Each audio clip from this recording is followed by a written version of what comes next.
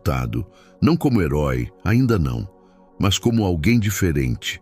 Ele não gritava, não protestava, mas seus olhos diziam muito. Quando todos se curvavam, ele permanecia firme.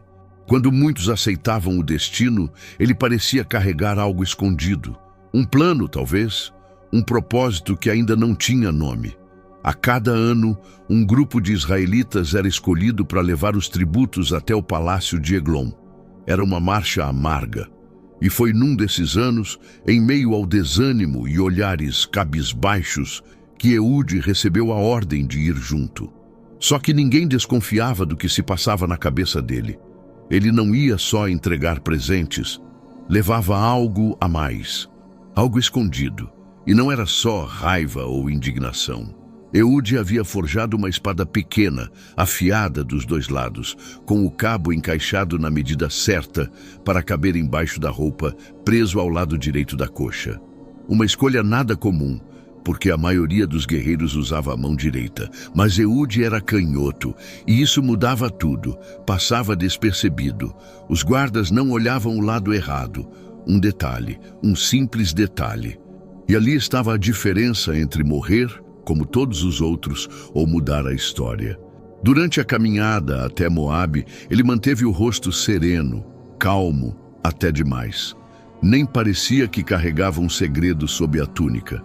Os outros não sabiam, não perguntavam. Cada um lidava com o fardo do jeito que conseguia. Mas Eude, ele só olhava para frente, como se algo dentro dele tivesse acordado, como se cada passo fosse um degrau para algo muito maior. Quando chegaram ao palácio, tudo seguiu o protocolo. Presentes entregues, reverência feita. Eglon sorriu, satisfeito, como um porco gordo diante do prato favorito. Eude o observava. O momento ainda não era aquele. Precisava esperar, medir o tempo certo, porque não era só sobre enfiar uma espada. Era sobre dar fim a anos de vergonha. Era sobre devolver dignidade. E foi justamente depois da entrega, quando todos se preparavam para voltar, que Eude anunciou que tinha uma mensagem secreta para o rei. O pedido de Eude soou estranho, mas curioso demais para o rei ignorar. "Tenho uma mensagem secreta para ti, ó rei", ele disse com um tom que misturava respeito e mistério. Eglon, cheio de si, inchado de vaidade como sempre, mandou todos saírem da sala. Os guardas saíram sem discutir. Quem ia duvidar de um israelita magro, calado, sem espada visível? A sala ficou em silêncio. Só os dois. Um trono pesado no centro, o rei afundado nele como um saco de farinha. A porta fechada atrás deles. Eude deu um passo adiante com os olhos fixos. Disse de novo: "Tenho uma mensagem de Deus para você." Pronto. Era ali. Era agora. Cada músculo dele sabia o que fazer. Num gesto rápido, como o estalo de um galho seco, Eude puxou a espada com a mão esquerda, do lado que ninguém esperava, e antes que Eglon reagisse, a lâmina já havia atravessado o ventre dele.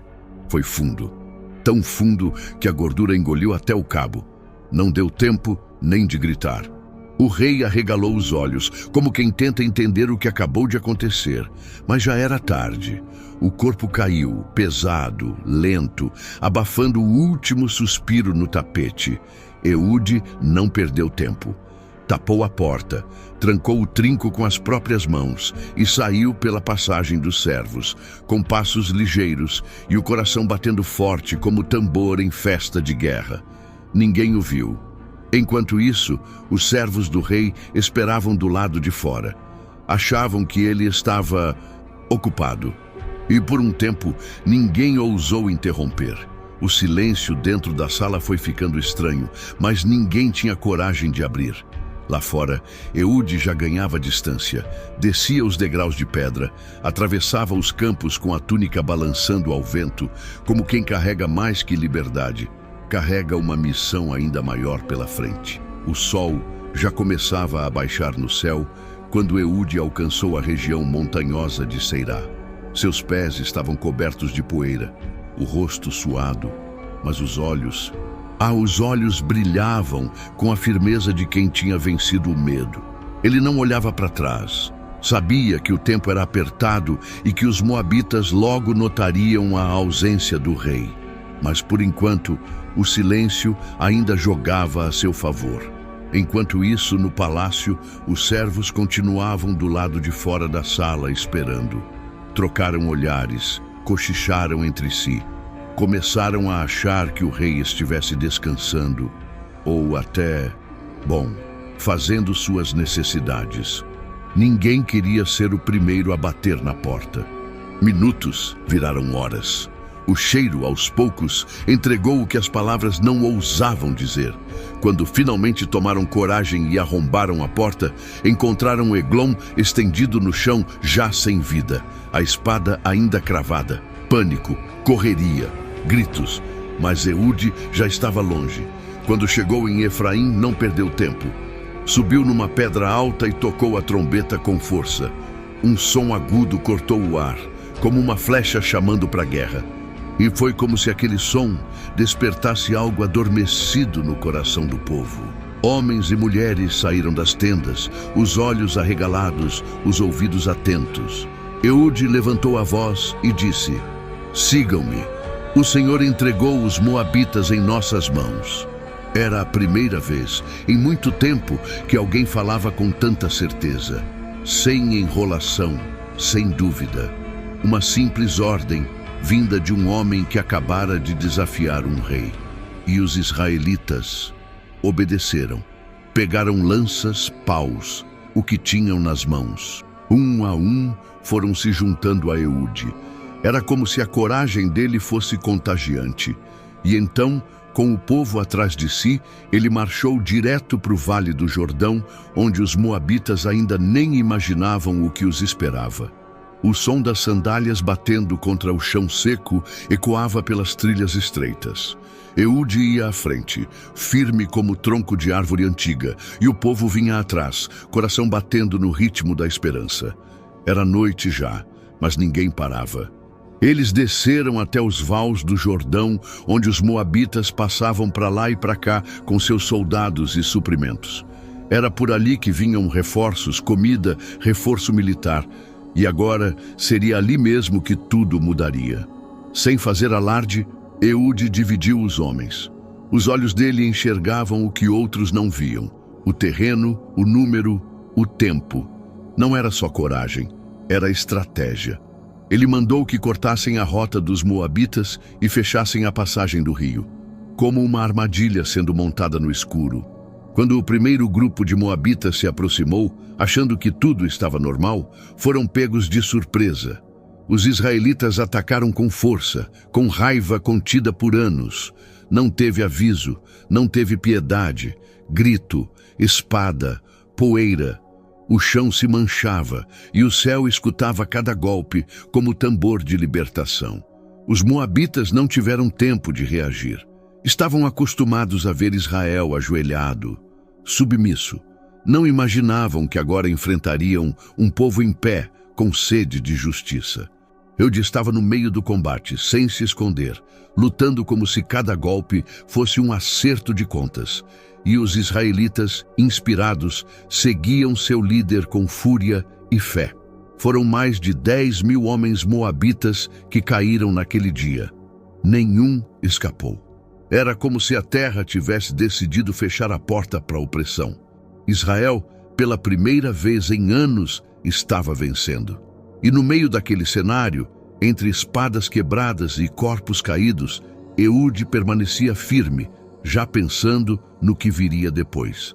Porque mesmo com a vitória em mãos, ele sabia que o trabalho ainda não tinha acabado. Quando o sol enfim subiu no dia seguinte, a paisagem do vale era outra. Onde antes marchavam soldados moabitas com escudos reluzentes, agora jazia o silêncio da derrota.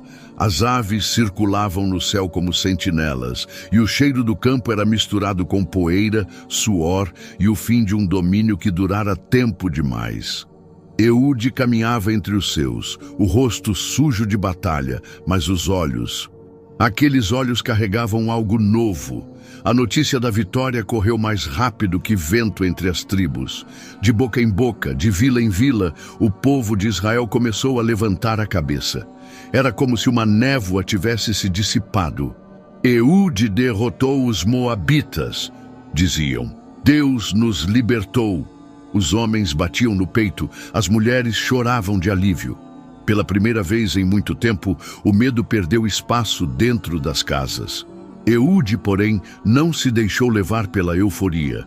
Ele sabia que guerra não é só espada, é também construção, e que liberdade sem direção vira bagunça. Enquanto o povo comemorava, ele se movia. Visitava as tribos, escutava os anciãos, reunia os líderes, não com pompa de rei, nem com ar de dono. Ele andava entre o povo como alguém que carrega responsabilidade no sangue. E em cada passo, uma decisão. Em cada reunião, uma semente de algo novo sendo plantada. Ele não queria apenas vencer uma batalha. Queria ver Israel andar de novo no caminho certo. E o povo o seguia, não por medo, nem por força, mas porque sentiam que ali havia verdade. Enquanto isso, lá nas fronteiras, os vizinhos observavam. Uns assustados, outros desconfiados. O nome de Eude começou a circular além do Jordão. Quem era esse homem canhoto que derrubara um rei e mudara o destino de um povo inteiro? Não demorou muito e o nome de Eude virou sussurro nas rodas de conversa, cântico nas festas, até alerta entre os reis vizinhos. O canhoto de Benjamim, diziam, uns com respeito, outros com medo. Mas para Israel, ele era mais do que um guerreiro. Era um sinal de que Deus ainda lembrava do seu povo. Não foi coroado, não vestiu manto, mas todos sabiam quem guiava as decisões dali em diante. As cidades começaram a respirar de novo. Os campos, antes saqueados, voltaram a produzir com liberdade. O povo não precisava mais olhar por cima do ombro toda vez que ouvia passos. As crianças brincavam nas ruas, os velhos voltavam a sentar na porta de casa. Havia uma sensação de paz que muitos nunca tinham experimentado. Mas essa paz não caiu do céu como mágica. Foi construída dia após dia, com trabalho, justiça e vigilância. Eude não era de discursos longos. Não gostava de aplausos. Preferia ouvir mais do que falar. Visitava cada canto, conversava com gente simples, olhava nos olhos. Quando surgia algum conflito entre as tribos, e sempre surgia, ele chegava antes que o problema virasse briga. Era como se carregasse um relógio no peito, marcando o tempo certo de agir. Em alguns momentos, surgiam boatos de que os moabitas poderiam tentar voltar. A memória da opressão ainda morava no coração de muitos. Mas bastava alguém lembrar do que Eude havia feito e o medo perdia força. A confiança era como fogo mantido aceso. Precisava ser alimentada, vigiada. E em meio a essa rotina de paz, construída com esforço, Israel seguia firme. Mas o tempo, como sempre, não para.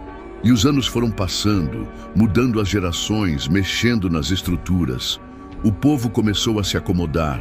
As histórias sobre Eude viraram lembrança, contadas em volta da fogueira. Os anos de paz se estenderam como uma colcha quente sobre o povo de Israel. O tempo passava devagar, quase preguiçoso. As colheitas vinham fartas, as festas se tornaram mais frequentes. E os perigos, bem, pareciam coisa de um passado distante. O nome de Eude ainda era respeitado, claro, mas agora soava mais como lenda do que como liderança. As novas gerações cresceram ouvindo as histórias da espada escondida, do rei gordo, da fuga ousada, mas ouviam como quem escuta um conto antigo antes de dormir. Eude, por sua vez, já não marchava pelos campos nem empunhava armas. Envelhecera com dignidade, sem luxo nem trono. Continuava simples, observador, mas cada vez mais calado. Carregava nos olhos a memória dos dias difíceis e nos ombros o peso de manter o povo no caminho. Mas sabia, como só os velhos sábios sabem, que o coração humano é como fogo. Se descuidar, se apaga. Ou pior, se espalha descontrolado. Com o passar do tempo, a obediência virou costume e o costume virou relaxo. A fé foi se tornando automática, mecânica, sem alma. Alguns começaram a flertar com costumes de outros povos, rituais estranhos, ideias bonitas, mas vazias. Tudo aos poucos, sem escândalo, como uma rachadura fininha numa parede firme. Eude via tudo isso, e embora não falasse muito, carregava no peito aquele velho pressentimento, o mesmo que teve anos atrás, quando Moabe ainda reinava. Era como se o silêncio, de novo, estivesse tentando avisar que algo vinha vindo, que aquela tranquilidade toda escondia uma nova ameaça, ainda sem nome, mas cada vez mais próxima. Os últimos dias de Eude foram tranquilos, quase silenciosos, como se ele soubesse que sua missão já estava cumprida. Ele não buscava glória nem aplausos. Nunca quis isso. Seu legado estava escrito nas ações, nas escolhas feitas no tempo certo e na coragem de ser diferente. Eude não foi rei, não construiu palácio, não quis ser adorado. Ele foi o homem que aceitou o chamado e enfrentou o impossível com a mão que poucos confiavam. Seu nome virou símbolo, uma metáfora viva de que Deus escolhe quem Ele quer, e muitas vezes é aquele que ninguém espera. O canhoto que derrubou o gigante, o simples que virou líder, o silencioso que fez barulho no momento certo. Eude mostrou que força verdadeira não está no que o mundo valoriza, tamanho, poder ou aparência, mas na coragem de agir, mesmo quando ninguém acredita. Quando ele partiu, deixou um povo renovado, mas também um alerta escondido entre as palavras e os suspiros. A liberdade precisa ser cuidada, a fé precisa ser viva e a coragem nunca pode ser esquecida. Porque o perigo nunca desaparece de verdade, só muda de forma. O nome de Eude ecoa até hoje, lembrando que o improvável pode vencer, que a mão que parece fraca pode ser a mais poderosa, e que cada um de nós carrega dentro algo capaz de mudar a história. Nem sempre o chamado é fácil, nem sempre a luta é limpa, mas a decisão de levantar a espada, literal ou figurada, é o que define o caminho. Quando olhamos para a vida de Eude, percebemos que sua história não é só sobre espadas ou batalhas, mas sobre algo muito maior. A coragem de ser diferente e a força de um chamado que não dá para ignorar. Ele não era o mais forte, nem o mais popular, nem o favorito da multidão. Era um homem comum, com uma particularidade que muitos viam como fraqueza, a mão esquerda, mas foi justamente essa diferença que se tornou sua maior arma. A vida dele nos ensina que, às vezes, aquilo que parece um defeito, uma limitação, pode ser o que Deus usa para fazer a maior revolução. Eude nos lembra que não precisamos seguir os padrões, nem esperar pela aprovação dos outros para agir. O verdadeiro poder está em aceitar o que somos e usar isso para cumprir o que nos foi dado para fazer, mesmo que pareça difícil ou impossível. Além disso, sua história mostra que a coragem não é a ausência de medo, mas a decisão de avançar apesar dele. Eude enfrentou um rei poderoso, em território inimigo, com apenas uma pequena espada e muita fé. Isso nos inspira a acreditar que, com determinação e sabedoria, podemos superar os maiores obstáculos da vida. E ainda tem a lição de que a liberdade e a paz não vêm de graça. Elas exigem luta, vigilância e, principalmente, liderança com responsabilidade. Eude não só derrotou os inimigos, mas também cuidou para que o povo não se perdesse depois da vitória, mostrando que a verdadeira transformação começa de dentro para fora. No fim das contas, a história de Eude permanece viva porque fala direto ao nosso coração, nos convidando a olhar para nossas próprias mãos esquerdas, reconhecer nossa força escondida e agir. Porque todos nós temos um chamado, uma missão, e só quem tem coragem de atender pode mudar o mundo ao seu redor. E aí, pronto para descobrir qual é a sua espada? Se você gostou da história de Eude e quer continuar acompanhando outras histórias de fé e superação, não deixe de curtir esse vídeo e compartilhar com quem você ama. E claro, inscreva-se no canal para não perder nenhum conteúdo novo. Juntos, vamos explorar mais lições poderosas da Bíblia.